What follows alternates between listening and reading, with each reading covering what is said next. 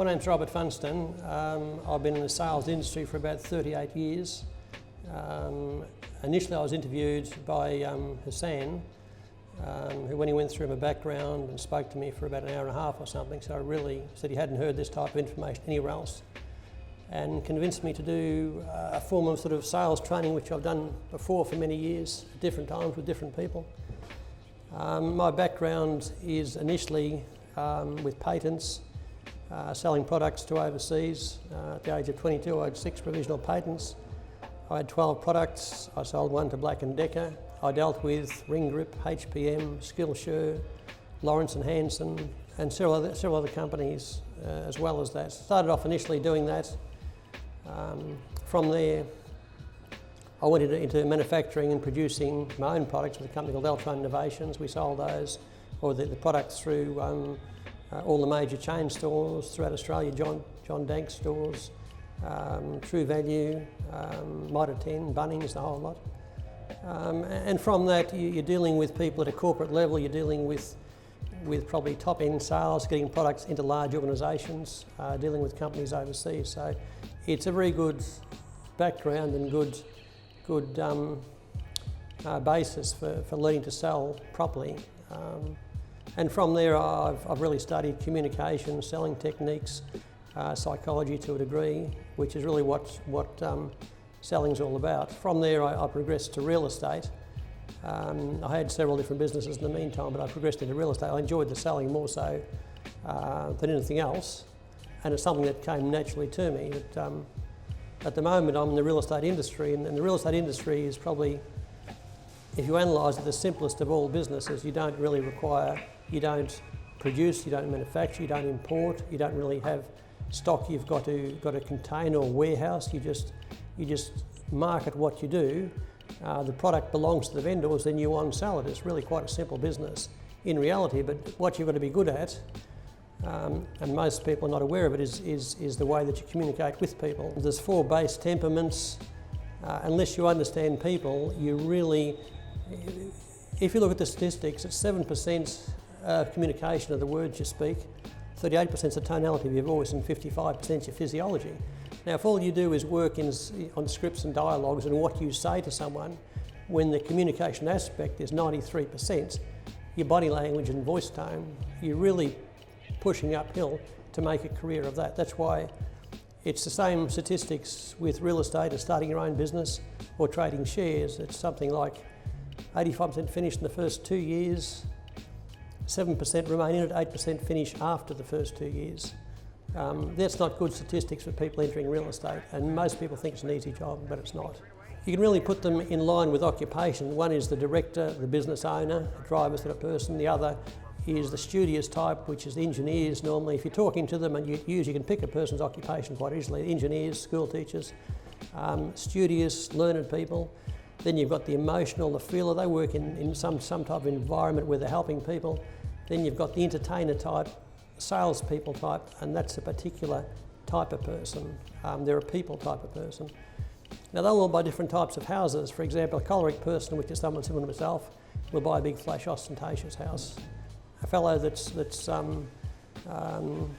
melancholy temperament, or the learned school teacher type, they'll buy a practical house, something that makes sense and want all the details before they'll make a decision. Somebody like myself, or a choleric temperament, will want the bottom line first. Any type of detail or messing around and you will lose them, if that makes sense.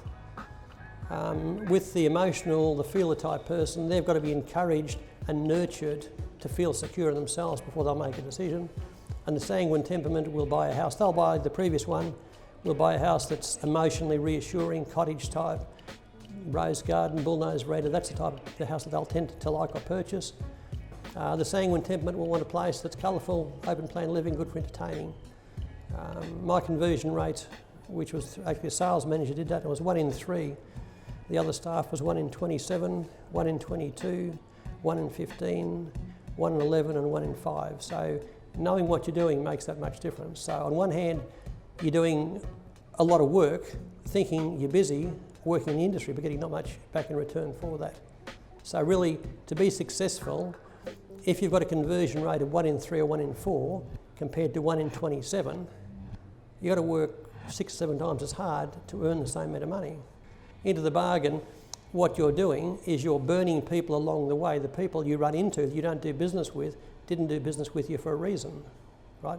We had a company, a sign business that I was building up at one stage, and we had a lady that was doing the marketing for us, and she'd place 10 display boards in about 4 hours, but she'd have to make 50 calls to do that. So I said to, it was a joint venture with myself and the other guy, so I said to the other guy, I said, well look, we can't really afford to do this, because what's happening is that the database that we've got to work with is decreasing rapidly. So I took over the marketing at that stage. So what I said, I changed the script around. I said something like this. I said, look, it's Robert Funston here from whatever the company name was. And I said, we're doing the same as what McDonald's did. We're supplying signs Australia-wide, delivery within 2 days. You don't really require any stock apart from the display board itself, and you sell directly off the display board. The stock you've got, you sell, then you order from that. Would you like some information? Well, yes, I would. Rather than I'll just send you out the display board. If you don't want it, just send it back. So by doing that and that method, I got just about 100% strike rate. So you'd spend half an hour on the phone to get 10 placements in comparison. But the point is, you're not burning other people when you do that. You've only approached 10 and you might have got 9 or 10. So who have you burnt? No one. So all these, in real estate, when you're dealing with people that don't want to use your services, they don't want to use your services for a reason. So you're slowly suffocating yourself. Right? So it's very important to have a good conversion rate, where the people that do deal with you want to deal with you. You know, where there's smoke, there's fire in this industry. It's got a terribly bad reputation, and it hasn't got that for no reason. What has happened? Most things are cyclic. Like real estate, like shares, it's all cyclic, but also selling is cyclic, because you'll come up with techniques and scripts and dialogues, then use them on the person, but the person becomes au fait with those, and they use them back on you. They wait for you to use the scripts and dialogues that they know you're going to use. The moment you do, you lose credibility. So all these things have a time frame. In real estate now, what we're doing is flogging a dead horse. We're going back and doing the same old thing when people are aware of what we do.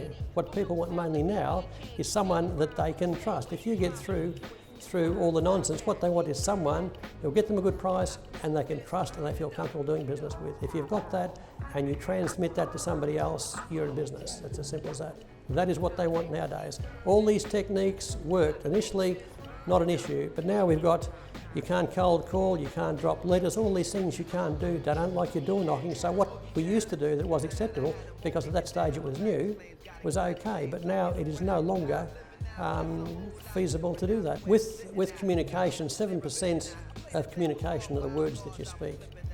38% is the tonality of your voice. 38% is the tonality of your voice. Would you listen to me? Well, no, you wouldn't. So 38% is the tonality of your voice. 55% is the physiology or your body language. It's how you walk, how you move. Whether you look confident, you don't look confident, shy, aggressive, whatever.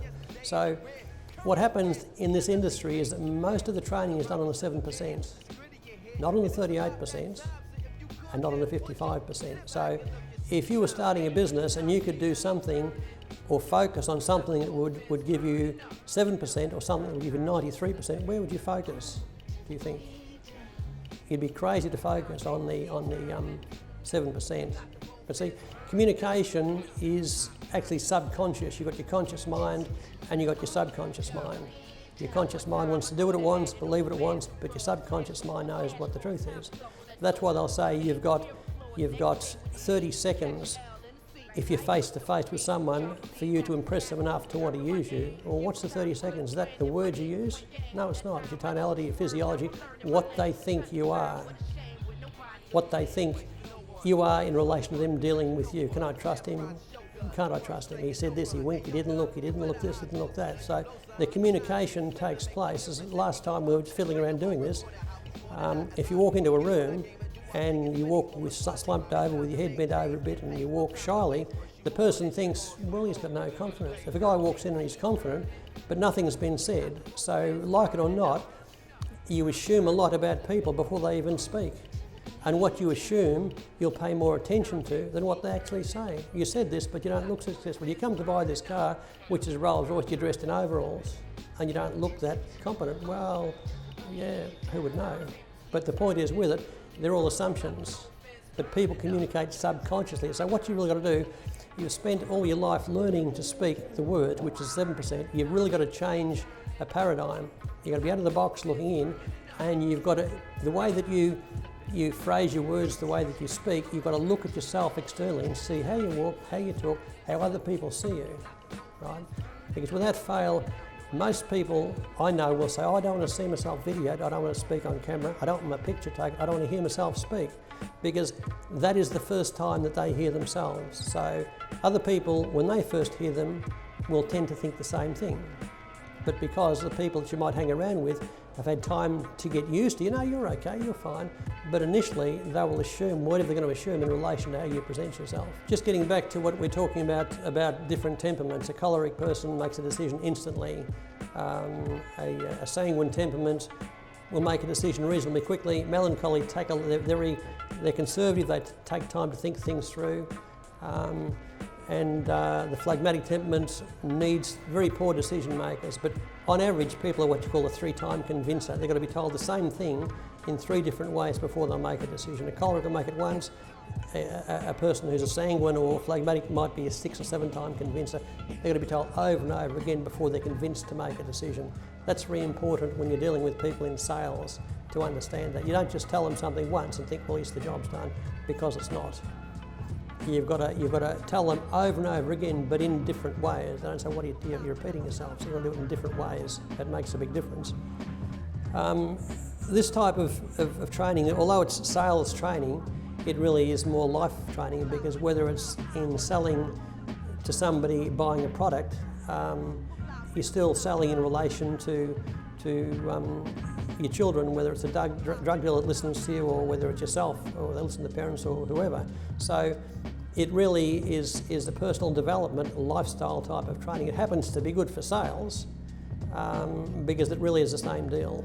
If you're good at this, you're good, your relationships are better, you understand. With children, for example, if you're a different temperament to your child, you won't relate to them. They'll go off in the first 6 years is the imprint period. From then on, from 6 to 7 to 12 is the modelling period. They then go and model with a friend's parent or somebody else, and you'll lose them. They still might like you, but you'll lose them to a degree. They're then following somebody else's role, not your own. And that's all to do with temperament. So this type of training is beneficial through all of your life, basically. So it's a relationship building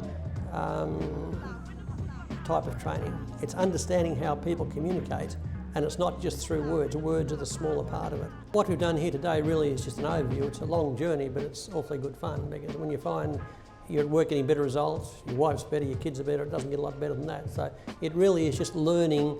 A lot of people will spend 6 years learning about engineering, or if they're a vet or a doctor, whatever, but how many people spend time learning this? When the point is, with it, whatever you do in life, you communicate with people. In fact, you communicate yourself. You wouldn't say, if you're going to move that table, for example, you'll just get the table, you'd say, oh, I think to yourself, I'm going to move the table. You pick the table up and you move it. So you communicate with yourself, internal dialogue, plus you communicate with all other people, and that's how you build a life. If you're good at that, your life's good. If you're not, it's a train wreck. It's as simple as that. So this is really a journey, and a very interesting one to go with it. So if you've enjoyed what we've said here today, that's great. As I said before, I've done this in the past a lot with training with sales and people in general, but it was just through the conversation I had with Hasan who convinced me to do this.